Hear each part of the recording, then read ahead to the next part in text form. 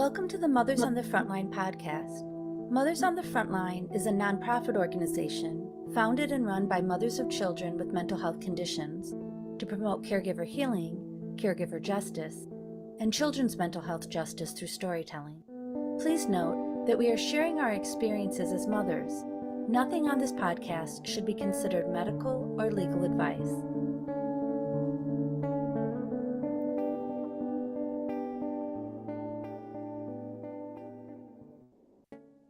In this episode, we will discuss the third principle of the Children's Mental Health Justice Framework.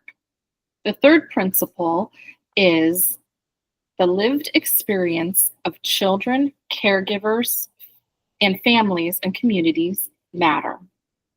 And to reiterate what the other two principles are, is children's mental illness, injury, and harms are real and deserving of care, and children's mental health justice and caregiver justice are mutually dependent. It's also important to note that the Children's Mental Health Justice Framework approaches child well-being as a social justice issue. This framing works to identify and transform things that harm child, caregiver, and family safety, health, and well-being. It seeks to prevent these harms from happening in the first place and heal the damage done to our minds, bodies, souls, children, family, communities, and ancestors. So let's dive into the lived experiences of children, caregivers, families, and communities matter by jumping into the lived experiences of children matter.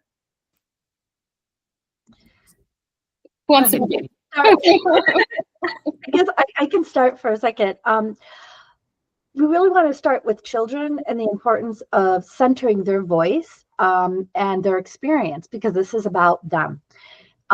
We are very influenced by the collaborative problem-solving movement, also sometimes called the collaborative and proactive solutions movement, began by Ross Greene, continued by Stuart Eberlin, and also with the work of Lives in the Balance, which is a very important organization that fights against seclusion and restraint in schools. But when it comes to what we mean by that in collaborative problem solving, is you center the voice of the child. If there is a problem, if a child's behavior is considered a problem, the first thing to do is wait till the child is regulated and calm and ask them what's going on, what can be done to make the situation better for them.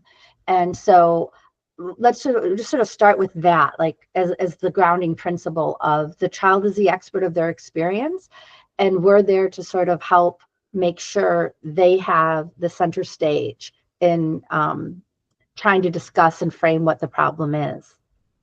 It's for me, and I think, we've all talked about this with recentering around the voice of the person who's actually most involved and the voice of the person who is actually experiencing, even if what they are experiencing is something that they cannot articulate what is happening to them in a way that is understandable. But like, there's so much that happens and so much that we're taught as children, but we're also taught as women, and we're taught as people of color to not only be disconnected from our experience, but to have others construct our experiences for us, right? Mm-hmm. And so one of the things that was really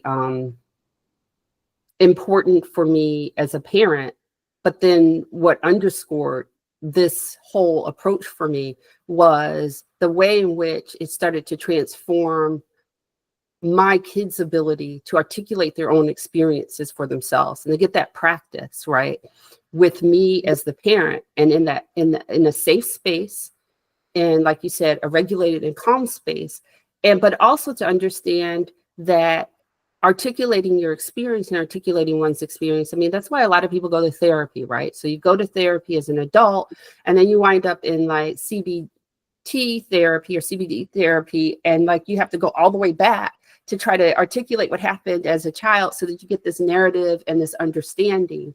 And it's very powerful to be able to do that in process with your child. And it requires a lot of patience that they grow into it. And I've seen my kids and my kiddo become a much better advocate and ability to articulate what is happening with him when given the chance than I was even at his age. Yeah. And I think, that one of the things that, and again, we talk about this so much. I'm sorry, I'm tripping over my words today.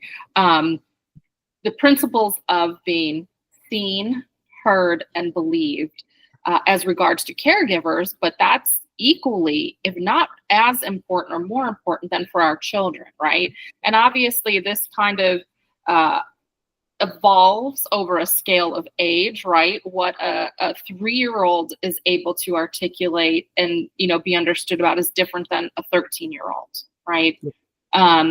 But I know that my parenting and my own child's healing in therapy, etc., was greatly changed by believing what was going on with them. And I wish I had understood that principle a long time ago, right? Because as parents, we're taught, we know because we're the parent, right? We have more knowledge, we have more experience, we have more wisdom. And in many ways that is true. But we don't have that wisdom of what is or that knowledge of what's going on internally with our child, right? And the doctors that we bring our children to, right, don't have the experience of our child. They have practical medical knowledge, and their 12 years of medical school does not translate into knowing our child after 12 minutes of spending time with them in an appointment. And so centering the child as often as practical, believing them as often as practical and that you can translate is, I think, one of the most important things that has happened for my understanding.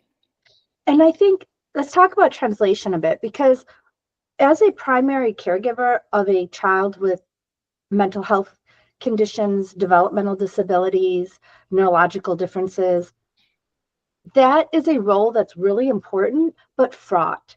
Mm-hmm.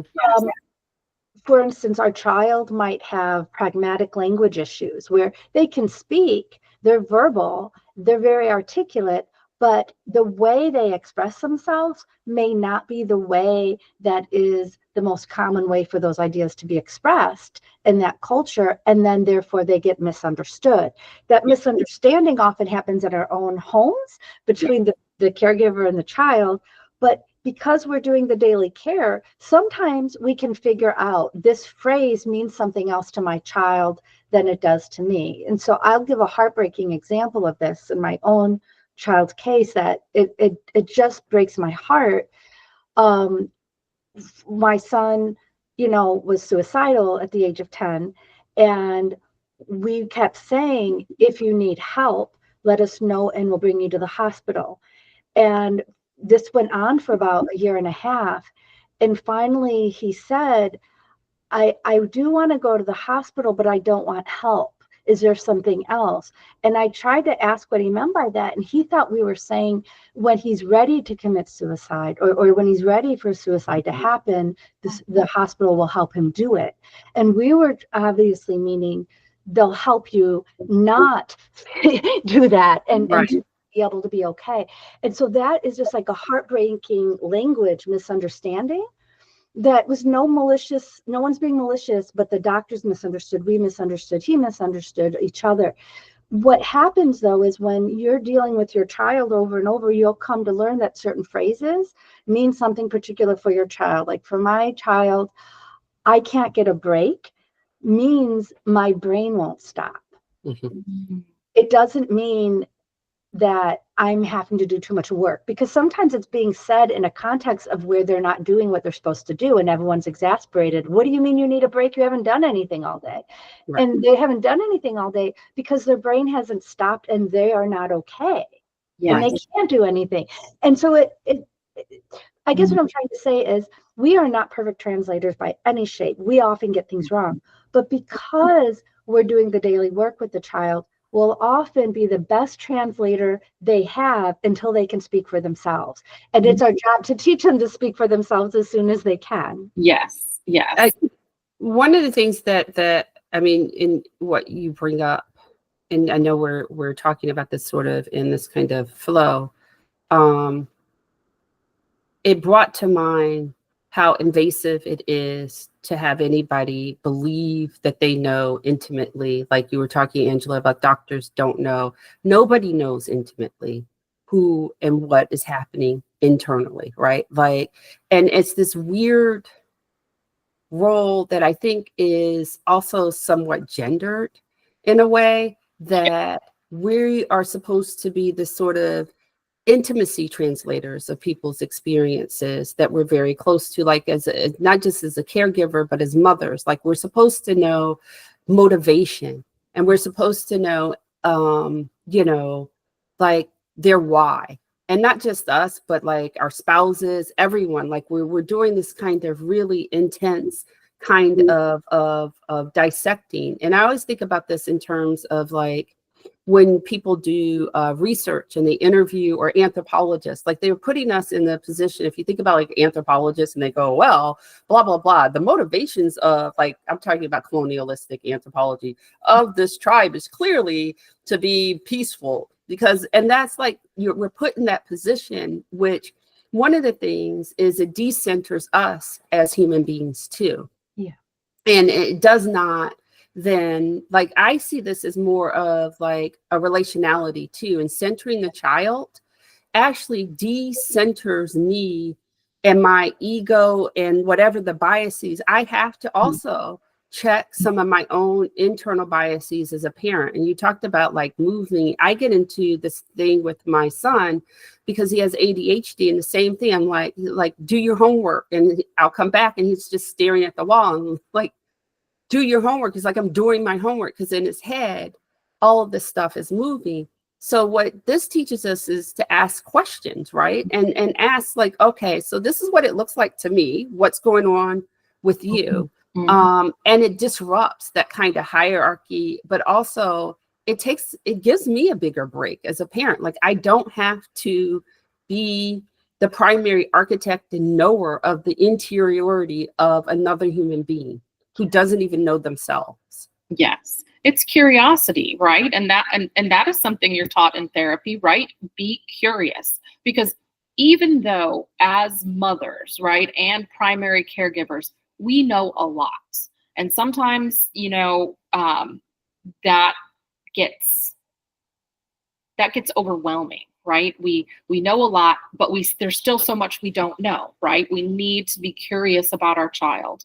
We need to be curious about what they are experiencing, not what we think they're experiencing. I know I still make that mistake, and I have to constantly practice and remind myself, be curious about what they are experiencing. So I love your point about that. And I see Tammy, you're wanting to add. What do you have? I think the issue of one of the really important jobs we have is teaching children to be self-advocates. Yes. And unfortunately, as caregivers, we get this perverse sort of training along the way when they're too young to articulate to the doctors what they need, because we're so often, as their caregivers, not believed, not understood, gaslit. So we ourselves have to learn some skills in order to advocate on behalf of our children, how to resist not being believed or testimonial injustice, how to resist not being understood or hermeneutical injustice. And we need to teach our children how to do that. So for instance, if we could give your binder example, right? As a caregiver, you want to have things documented in a way that's translatable to medical professionals and social workers and so forth. So when they see it, they'll believe you. And I'll let you maybe talk about what that is. But we can teach children to do that as well for themselves. So basically the binder, and this is, I mean, this goes into, because we're just flowing into this, the lived experiences of families and caregivers matter. And it's kind of intertwined, right, in this translation and believability, right? So like, and I think in philosophy is testimonial, whatever, injustice. So when you experience, like, I'm telling you what's happening, but nobody's believing me, because it's not in any kind of format either. It's not in a format that people can understand. In my case, as a Black woman, it's coming out of the mouth of someone who just, me standing here and talking, like sometimes I don't even think like doctors hear me. They just like, they see me and it's like the Charlie Brown want, and they just sort of insert whatever it is that they think about me. Or sometimes it's like chaotic, right? So I'm saying something and my kid, because we are in the typical parent dynamic, it's like, no, it's not. I wasn't, nobody gave me medicine.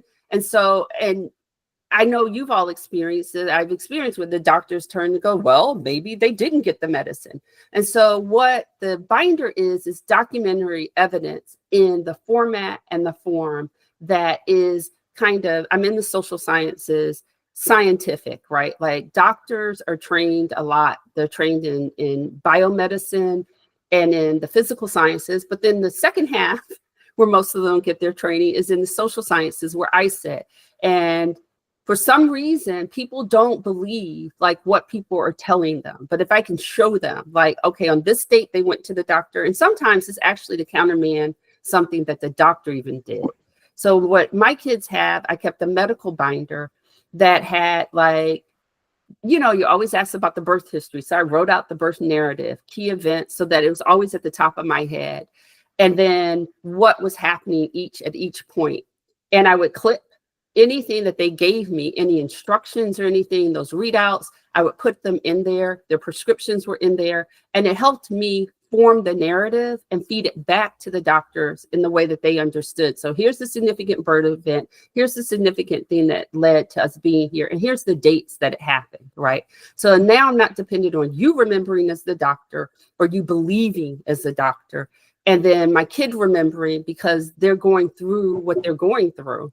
And then me being able to translate between the two of you, and I'm losing sort of some of it. So that's like in a nutshell. Yeah. So there's the testimonial injustice, which caregivers experience, our kids experience, so we can help give them those skills and how they can resist and disrupt that. There's hermeneutical injustices, which are when we are not understood because our experience hasn't been represented in the dominant culture. So that could be because someone's from a marginalized community, that could be because of ableism, it could be because of gender bias, it could be all sorts of things going on. And in the case of our children and caregivers, there are these very destructive narratives about mental health, about unfit mothers, all of these things that have long histories, which we'll talk about in future episodes, but that we have to actively disrupt in order to get the child's experience out there. So, for instance, in school settings, many of our children who have neurological differences that are not whose needs are not being met in school environments are seen as troublemakers or behavior problems, when those behaviors are actually coming from that lack of fit and their needs aren't being met. And so these narratives, like the child is being willful and making bad choices, they're lazy, they're avoiding work, or they're attention seeking, when oftentimes they are avoiding something, but they're avoiding physical pain, they're avoiding social anxiety. You see what I'm like, these kind of things. They're actually trying to not get attention towards maybe their tics if they have Tourette's, as opposed to attention seeking, how it gets labeled. So again, if we can center the child's voice, and then in care, listen to the families and caregivers who know the child. That'll help that a bit. Yeah, go ahead. Yeah, absolutely. And whether that's in the educational setting, like you were talking about, or in the actual medical setting, right? I know that my child has experienced an extreme amount of gaslighting and doctors not believing or ignoring all of their physical symptoms because they have a diagnosis of anxiety and depression. Yeah. And the extreme challenges of dealing with that, right, then only increases anxiety and or depression within those situations because they're not being believed. And only having and rarely having any doctor asking, how does your anxiety and depression affect you right now? Or how is it affecting you right now? Is it contributing to what you're experiencing, right?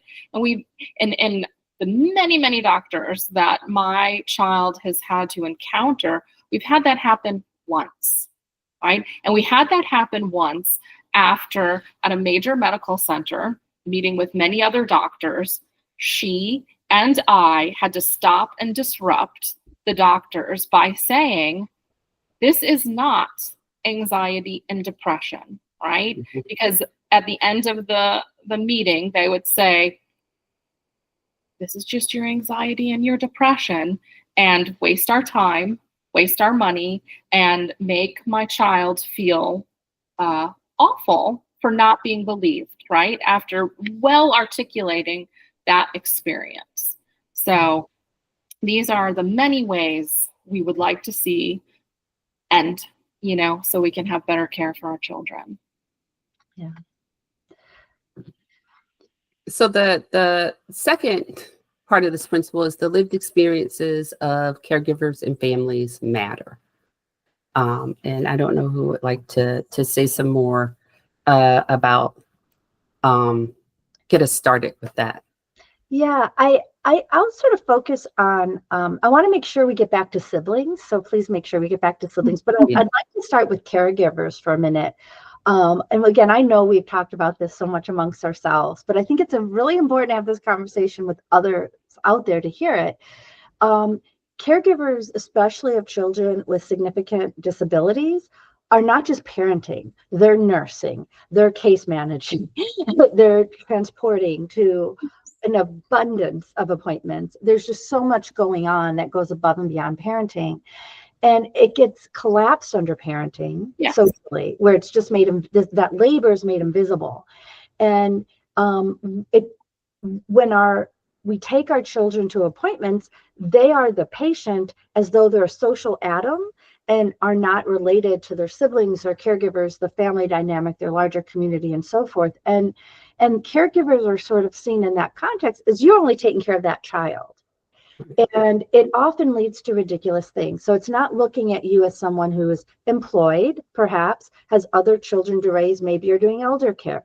Maybe, you're taking, whatever the case is, maybe you're doing other disability care with a spouse, partner, or someone else, a neighbor, what have you. None of that holism is there. And so I just want to give an example that has come up recently. It's just such a minor example that happens to us all the time that it might not seem significant, but I just think it's important to raise. I recently was taking my son to his internal medicine doctor, and the doctor was very clearly feeling overwhelmed themselves. They have too many patients to see. They're rushed through their appointments. It's a great doctor, but they're always rushed because of the way our health system is.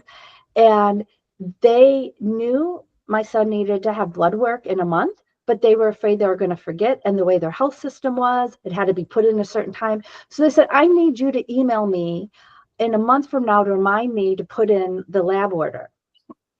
I'm thinking, do you know how much I had to do to rearrange my work life and the rest of my family's life to be at this appointment, and I need to go do all my other employees? I am not employed by your office. Mm-hmm. It's not my job. Mm-hmm. Haven't you experienced things like that quite often, where we're expected to do this labor? Yes. That goes way beyond parenting. Yeah. And you're expected to remember all these things, like even in your own health, and remember, like, to put the timer, and you're expected to have this kind of organization, and that a doctor's trained, an administrative person is trained on many different ways to organize Calendly, to do all these other sort of apps and things like that. And this is, you're expected to know this. And I know this is going to sound rude or anything, but, well, it's something I say all the time to my kids, because I'm like, I'm a great parent. And they're like, what? And I'm like, no, I'm a great mother. Think about it. I never accidentally left you somewhere and forgot to pick you up. I didn't poison you. And they're like, wait, what do you mean you didn't poison? I'm like, because there are certain periods of time where all 4 of you were sick and I was sick also. And then I had one doctor giving me 3 different, because I have 2 kids with different medical needs, like the dosing, make sure, but then try to put it here and put it in between. And all of this stuff is happening over the phone. And they're just sort of shouting it at it. Make sure the nebulizer, but only give it, the dose on the package says that the nebulizer should be given in this dose amount, but we can't because he's a little bit under the weight. So you got to like put that in half. And I was sick at the same time. And I'm like, and the fact that I didn't poison you accidentally is like nothing that anybody comes up with or says, congratulations. But it's something that couldn't be guaranteed if you laid it on somebody at a hospital. It's written into the risk assessment and risk management thing that, yeah, occasionally when somebody is caring for all these people with complex needs, there might be a little bit of poisoning that happened. I never poisoned you, and I never ran over you with my car or anything that was like really important or had an accident, which is amazing if you think about my job as the family Uber when people are sick and I'm sick. And all of this is laid on you. And all without an office staff, a nursing staff, a facility maintenance staff, and so my God. Yeah, no, and a personal organizer. Yes. Yeah. Well, and as you know, I was doing this as a stay-at-home parent, right? Who also at the same time was dealing with my own complex medical needs that we now know are seriously disabling, right? And not having answers. And I had to drive to different states, hours long, to go get specialized care because where we lived, they didn't have the experts that my child needed. And having to do this twice a week, right? While also dealing with school and then eventually homeschool, which that we will talk about that in school push out in a whole many other episodes, right? But like you said, the collapsing of these distinct jobs that people are paid for under the guise of, well, this is what your job is as a parent, right? Without support, right? Without anybody helping and saying, oh gosh, here, let me do these other things for you or take these other things off your plate, or knowing where to ask, right? And we've talked about it a lot of times. If I didn't have the 2 of you particularly in this, bad things would have happened to me, right? Like mentally. I mean, this experience, there have been times where it has broken me, right? Where I have just completely collapsed and needed to be picked up off the ground because it was so overwhelming. And that gets hidden, right? That is also invisible because of the shame, right? And caregivers, especially ones that have all these needs, their children and families need support. It's the siloization, and this is a system-wide problem. There's a wonderful article by Dr. Haley Love, not to be confused with Bettina Love, in which she talks about schools and this idea of parental involvement, like what we talk about and what we think about as parental involvement. And this comes up in caregiving, like what the level of care that a good parent is supposed to provide and be involved and be, like we just said in the last one, I'm supposed to translate what is going on for the doctor. I'm supposed to translate for other doctors what the other doctor said, right? Yeah. In a way. And I've had this ridiculous thing happen where I had a doctor literally tell me, because I had a son with a different complex, not a mental health complex health need, but a complex health need. And the doctor was like, I need you, when you go to see the specialist, say these 4 things. Now, mind you, the doctor should have called. There should be a system where doctors can talk to one another. And there was a time, I mean, we're all old enough to remember a time when you had a family doctor. I remember having a doctor at one point where I was really, really sick. And my mother was taking me to the doctor. And she also got sick because it was some sort of bacteria. And he was like, oh, you have this infection too. I'm going to write you a prescription too. Mm-hmm. And that seems like that is like so phantasmical now, that a doctor caring for a child who knows that whatever it is communicable or whatever, doesn't tell you, oh, you should probably make your own appointment while you're taking care of this child, but I can take care of that too. So let me just take care of that whole need. Is systemic breakdown, right? And systemic siloization has then increased what we believe is parental involvement, right? So what we have now standardized and really created a culture, particularly in the United States, of what the involved parent and the good parent does is really about a systems breakdown. And it's not meeting, and it is not no longer designed to really meet the needs of people who need to be cared for. Exactly. Not at all. I just wanted to highlight something both of your examples discussed, and that is that caregivers are also people in need of care because we're human beings. Yes. And this binary thinking that we have throughout U.S. culture on every level translates here as well, that if you're a caregiver, you don't have needs. Yeah. Especially mothers. Well, you're not a human being.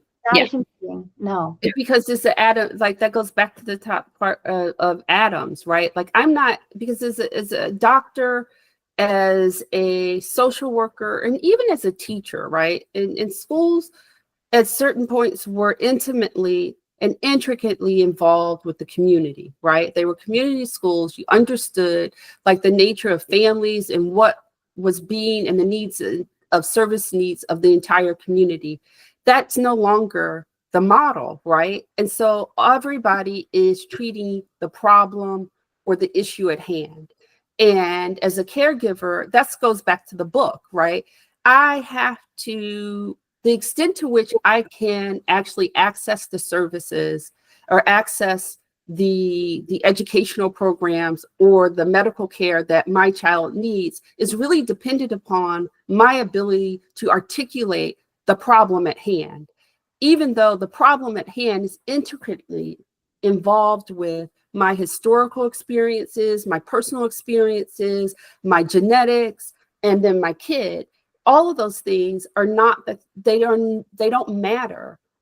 All that matters is that atom, that widget, because it's really about what is perceived to be systemically as what is most not most expedient. I just lost the word for it.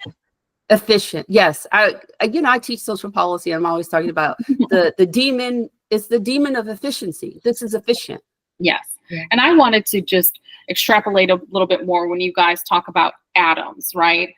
So people who aren't familiar, maybe they're hearing atom, A-D-A-M, like the person, especially me, A-T-O-M, like the atoms at the molecular level, right? And when we talk about that, we're talking about atoms, these little individual things that are like bouncing around and independent and maybe don't interact with each other when even atoms do, right? Yes. So I wanted to clarify. Century view of atoms is how we, yes. Yes, exactly. So that's what we're meaning. And when we're talking about they're just dealing with individual things when it comes to what we see needs to be holistic care, right? It's like you go to you hurt your wrist, right? And so you go to a doctor, maybe an orthopedist, right? To see what's wrong with your wrist, right? But it's really something that's happening up here, or it's something that is with your blood vessels. And then you have to go to a vascular doctor, or in my case, I have rheumatoid arthritis. So I have a rheumatologist, but then I go to a neurologist. And I have all of these doctors to take care of all the different systems, right, where they specialize in. But what's going on with me is it's my whole body, right? And it would be wonderful to have a community experience, to be looked at holistically, which is something that we talk about a lot, that it's not just this child in this time and space in a vacuum, all right? Because that's really what it's like, that, we're treating this child as if everything is happening in a vacuum. And it's not all of these other things that impact them. impact how they grow, how they think, how they feel, how they react. And that's what we're talking about. I'm laughing, Angela, at the irony as we've been talking about the labor of translating, and you always have this extra labor of translating our academic-ese. So thank you. Yes, I am referred to as the professor whisperer. Yes. And I want to, like, while we're on this subject, I want to do the flip side of that, because there's a flip side of this whole approach. If you're not actually seeing, and you're not seeing the people in front of you, and it comes up with, you know, a lot of times, particularly as a Black parent, I'm often having to disrupt a diseased model of who I am, because people think that they're seeing, right? So there's like, okay, I'm going to come in and I am going to like focus on like what I can see in front of me. And like sometimes what they see in front of is the complete disconnect, and they don't know what to do. Like at a major medical center, who didn't understand that, you know, I'm Black, but my husband is of Ashkenazi, Russian, Jewish heritage, Cossack hair, like a, you know, long. And so when our son, they were like, well, okay, so we don't have to worry about these three things. I was like, wait, but his father is of heritage. He doesn't identify because it's long ago. But when we're talking about these kind of genetic issues, you really need to actually look for it. And what I was getting was, well, we're going to focus like on sickle cell. We'll focus on all these other kind of, which isn't even present, by the way. In like, I've had the testing. And so the disease narrative of like, this is what I think I'm seeing. And I understand not only who these communities are through a medical sense, and then you put on top of that the historical experiences that people assume to speak for you about, right? So they assume that I don't have knowledge, but not only that I don't have resources sometimes. So it's been a number of times where I've gone in and doctors that we've seen regularly, but it's just been me because I worked part-time at the time, were surprised, even though I refer to my husband, I refer to the kid's father. Oh my gosh, you're married. We assumed that you're a single parent. We assumed, and everything that goes along with what they were assuming about me being Black, being female, being single. And then it would click in my head, oh, that's why I couldn't get traction on like the special therapy, the speech therapy, the thing. That's why you told me, oh, that's too expensive. You know what, that's going to cost extra. That's too far away. And to me, that's people really assuming that they're being holistic and that they're seeing you, but they're not seeing me. No. And they're not seeing me through the correct historical lens, but through this kind of white supremacist historical lens that says that I'm less than that, you know. Yeah, you must be, right? They don't have the imagination or the curiosity in that moment to see who you really are, right? And then that creates all these other problems. So I know you wanted to say something about siblings, Tim. Oh gosh, I don't want to leave siblings out of it. I just think it's so important that we're talking about children's mental health, and you will go to providers who focus on children's mental health, but there's no regard to how having a child who's constantly dysregulated because of a neurological difference and health condition affects the mental health of the other children in the household, and how that needs support holistically for the whole family. There are certain programs in that will address it, but not enough. And I just think that, again, there just really isn't enough relational understanding of a child. Like this is true of all human beings. We are embedded in families and communities, institutions. We don't function as social atoms. But for children who, especially as they're younger children, have such dependency, like think of the dependency of an infant and so forth, that takes on a whole other level and needs to be addressed. And so I just want to mention the importance of thinking about what's going on with siblings and how that's interacting, because often us and the other parents we work with have multiple children with differences or disabilities, and that are playing off each other in a way that the therapies and so forth don't often acknowledge or really recognize. Or the therapists are giving you countermanding like things that are not only just not playing off of each other, but it's actually harmful. And so you're being told one thing for one child, another thing for another child. And, you know, my kids shared a room. And one of my kids, this is ADHD, had this kind of sleep activeness, and it was keeping the other kid up. And it was like, well, so what do we do? Because now he's kind of dysregulated because he's not getting enough sleep. And so we wound up like having to separate and having to kind of each sleep in each room. So one kid who was like up, I would be the one that's up all night, or my husband would be the one that was up all night, and the other kid could get enough sleep. And so I remember my son was like, oh, well, you know, my mom has to sleep in the room with me, to the teacher. And it's like, oh, no, that shouldn't be. You should have them in the room together, because that's not normal. Right. So, you know, and this isn't healthy. And you're not, what are you teaching them? That you're placating? And that's what we were told, that I'm placating the child that, like, for some odd reason would wake up at 3 a.m.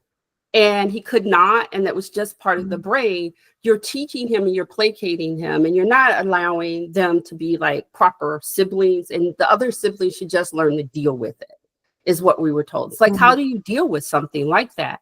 So you're given these kind of directives, cultural directives that are, you know, not only disruptive, but they're directly like traumatizing, combating, right? And they're combating each other, right? Like what you should be doing for one kid and what you should be doing to maintain family cohesiveness, and what the sibling who is constructed as being okay.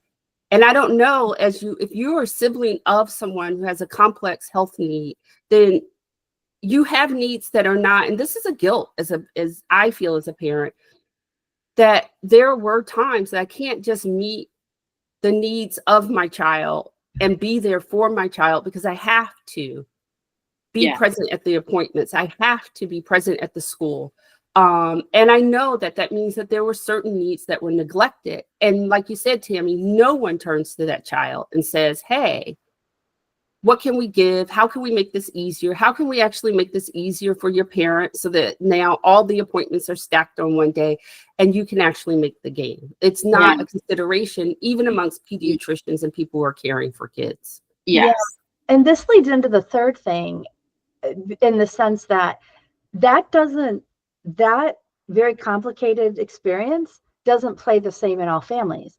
If you're from a community that is overrepresented in the foster industrial complex and the family policing system, you can often lose a child because one child's needs are not being met because you're doing what you are being mandated to do for another child. And so I just think we have to recognize that sometimes the systems themselves are tearing apart families when they do exactly what the systems tell them, because the systems are giving them contradictory mandates. Well, and for one child, you're not, as a Black parent, you are not involved, right? Because you're not showing up for school events. Like, parental involvement means that you're showing up for school events, you're baking cookies, you're at the you know, the fashion show, you're at open house.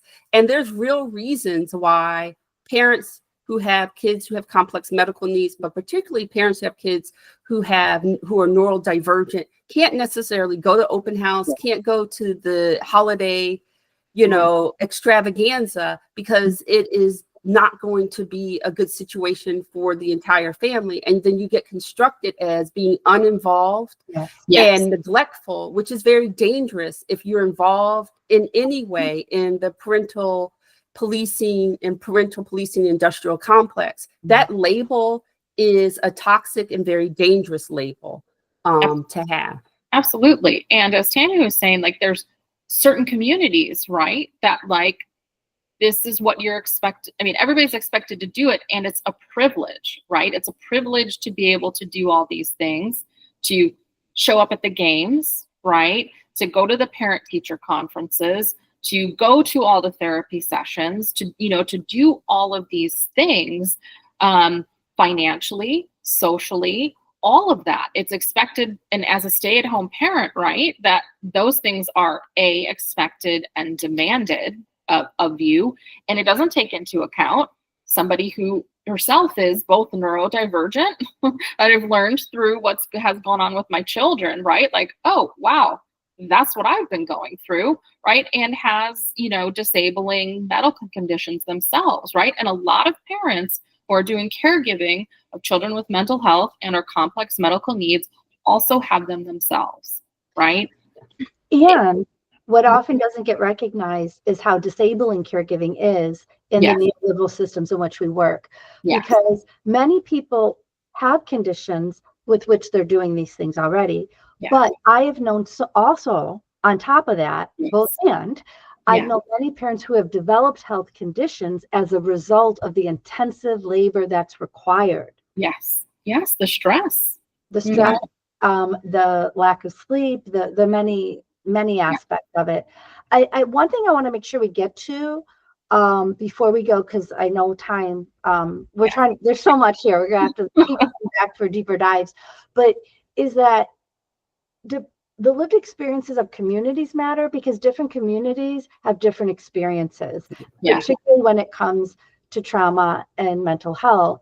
We recognize trauma as really important for child mental health, but the traditional view of trauma, particularly the way ACEs or adverse childhood experiences has been constructed in its early formation, was very narrow and did not look at the kind of structural traumas people face due to racism, ableism, xenophobia, LGBTQ bias, all these different kinds of things, as well as institutional ACEs that occur, or what could be called institutional child abuse, like seclusion and restraint, CPI holds, things like this that children residential programs, residential programs and so forth. So I want to open that up before we go, because I think that's the point. Always one of the when ACEs came out, and you know, we talk about structural and institutional ACEs now, but one of the things that was, and still is, because I live in California where they still do the ACEs assessment. I don't know if a lot of states aren't doing it for lots of different reasons. So when we go to the pediatrician, they get I have one more kid who is still in that age group where they go to a pediatrician. You get the little card and you have to say, you know, have you ever felt unsafe? Have you ever felt like, it's like these things of feelings, like have you ever felt like you're not valued? Have you ever felt, and the pressure, right, that it puts on my child and it puts on me, because if I mean, I know, and my kid said, I have plenty of times when I felt like I wasn't valued, but it never tells me where, right? So, and they go, you know, we're going to add this all up. And the implication, both structurally, because I'm the only person there as the parent, and this is the pediatrician, the implication is at home, right? In your home. And this is where the sort of historical and social like context becomes really important in terms of what makes you feel valued. And again, when you're with the child who doesn't have complex medical needs, I'm like sitting there, it's like, well, I know you feel like you're not valued, because there have been times when I told you, I cannot, because I have to. And that makes you feel devalued. But then the added, not only pressure, but the consequences are higher, right? For people who are, you know, LGBTQI plus families, for BIPOC families, the consequences, because the lens that we are viewed through is such a narrow and reductive lens that the assumption of harm is already there. And now you have like this index, right? And the one thing that was always curious to me, and also my kids, is like, nobody's ever asking, do you feel that way at the doctor's office, right? Do you feel that way, you know, at school? And it reminds me, this wasn't about ACEs, but one of my older kids, when he was in, I think it was kindergarten. Oh, it's first grade. And they had like the DARE program. And so it was like how to recognize if your parent or someone in your life or close to you might be abusing drugs. They're always angry. They never really have time. They can't stay on topic. They seem disheveled. They're always yelling at you, right? And so my son came home and he was like, I have something I want to confess to you. And we're like, what? He's like, I think my first grade teacher is on drugs. I was supposed to tell a trusted adult this, and we're like, wait, what? And so he went through everything that they told him. She's like, he's always yelling at us. She never really has time. She's always rushing. She was late a whole bunch of times. And they told us to tell a trusted adult. And so I'm telling you that I think she's addicted to drugs. And so it's a funny story because you know that the program was not designed for kids to come and say, hey, the teacher is on drugs. It was designed so the kid would go and say, hey, my parents are using drugs. And that's how the ACEs in the rollout, the original rollout, that's how it felt. Like this thing that kids were going through and people were checking off so that then you can actually like dig in. And it was another kind of stigmatizing instrument for parents. Yeah, and we will do an episode on that because the instrument, all 7 of the items were about the home. Yeah. And no recognition of medical trauma, racial trauma, and so on. Yeah. Absolutely. So we should probably wrap it up. Are there any Yeah. last words? Because there's so much to say on all of these 3 principles, really. Oh my goodness. Again, we can talk for hours and hours and hours on all of this stuff. And always it is wonderful. And I know healing for me to be able to talk about this stuff and share it. And I look forward to our future conversations about all that we've learned and want to share. Thank you.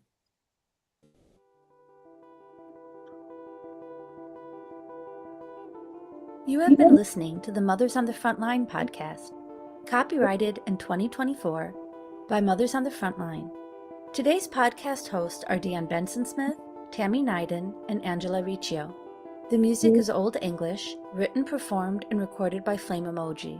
For more information on our Children's Mental Health Justice Framework, or to support our work with a tax-deductible donation, go to mothersonthefrontline.org. To listen to more episodes, subscribe to the Mothers on the Frontline podcast anywhere you listen to podcasts.